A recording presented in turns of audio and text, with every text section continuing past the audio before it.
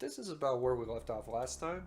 We install CodeIgniter by simply extracting it to our favorite directory and launching it within the browser. Right here you see the welcome message. It calls the WelcomeController by default. We don't need this WelcomeController because it is set up by default in CodeIgniter. We also don't need this index.php because CodeIgniter takes care of that as well. So now it's time to take a look at this WelcomeController and CodeIgniter in general. If we open up our project within an IDE, this is PHP Storm by JetBrains, which just happens to be my favorite IDE ever. It's pretty simple. We just open it up right there, open it, okay, open in current window, and there we go, it's open. You'll automatically see 3 folders and some additional files. If you open up index.php, you'll quickly realize that you don't have to do anything in this, and you also shouldn't do anything within the system folder. User guide is just a user guide, and most of your time will be spent in the application directory. The main folders that you want to look at least to start off with, are the config, controllers, models, and views. So this is an MVC framework, model view controller. And for you that are not familiar with how an MVC framework works, it's pretty simple. You have your controller, it dictates the communication between your model and the view. The view outputs HTML code or any kind of visual that you can see. And your model basically is the layer that communicates with the database, does any kind of code manipulation, I guess you could call it. And within a controller receives the initial request, and like I said, dictates the communication between the model and the view. So let's go ahead and open up that WelcomeController, and there it is right there. So the WelcomeController needs to be named Welcome with a capital W per CodeIgniter convention. The class name also needs to be Welcome, matching the file name. And each of these controllers should technically have an index method. If it doesn't, you can pass a second parameter, which is the method name, in this case index. But if you wanted something else, like for example about, you can just go to example.com/index.php welcome about. And I'll go ahead and show you how to get rid of this index.php as well, but we'll do that at a later time. So this WelcomeController, as you can see, is not calling any model because any kind of database communication or any kind of excessive code is not necessary within this index method. But if it were, you would just basically specify this load model.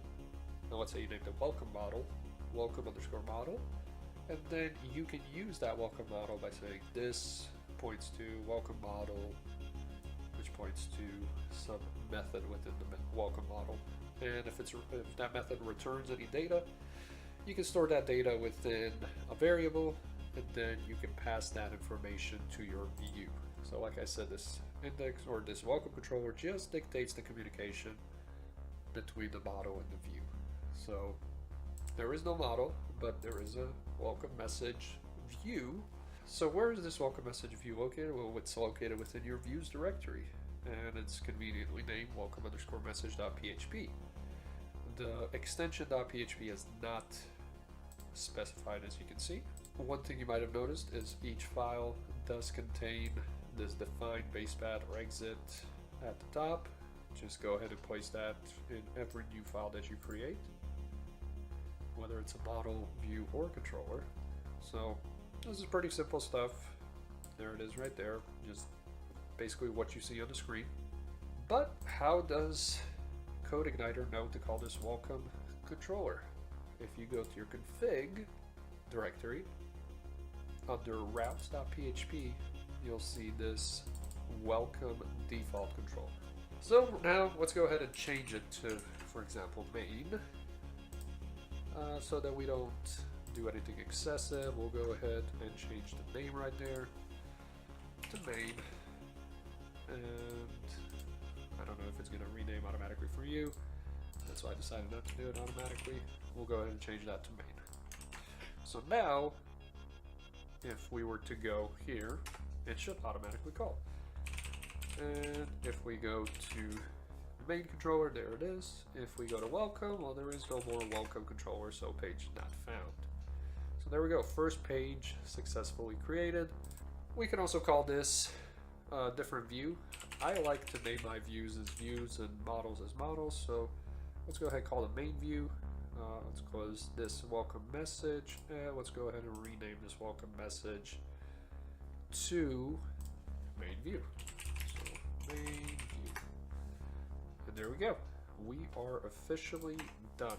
Let's just make sure that it works. It does. And there we go. A couple other things that I like to do while we're here is look at a few of these files. So within your configuration file, you have your index page as index.php. We're going to go ahead and clear that. So let's go ahead and take a look now. See if that worked. It did not, so we're going to have to add a .htaccess file. All we're going to want to do is within your root directory where your main index.php file is, you're going to want to create a new file, .htaccess, and basically paste this code right here that says, like, you know, get rid of the index.php. We'll save that, we'll go back, refresh that page, and let's see if it worked, and it does. So now we don't need that ugly index.php/main, which still does work, but it's completely unnecessary at this point.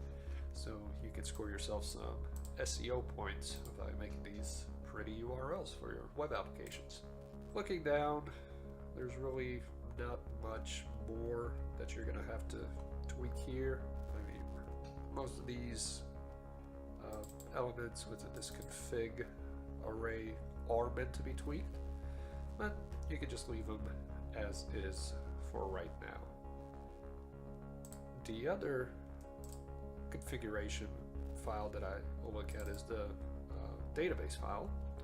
So right here, you're gonna want to set your database name, or where your database is located, your host name, your username, which I didn't specify your username, your password, and the database. We'll call this car rental YouTube. Let's go ahead and do it with underscores. So if you've never created a database before, it's pretty simple, especially if you have WAMP or LAMP or MAMP installed. So all you have to do is go to PHP MyAdmin, and we're in. So we're going to want to create a new database. Go back here, we named it car rental YouTube, and database name car rental YouTube. Create, boom, it's there. This is where we're going to be adding our tables within this car rental YouTube database. So that's pretty much it. Let me take a look at, see if there's anything else that needs to be configured. Oh, there is. We're going to auto load some stuff in here. Well, what kind of stuff are we going to auto load? We're going to get a few libraries. One of them is the database connection library. And then usually I like to load session for just in case. And I mean, most of the time you're going to use sessions. Helpers, I also like to load the URL helper and form helper if we do decide to use the form or the URL helper. Trying to think of anything else. I believe that's it. Yeah, I mean, you'll see a bunch of these index.php or index.html files everywhere, by the way.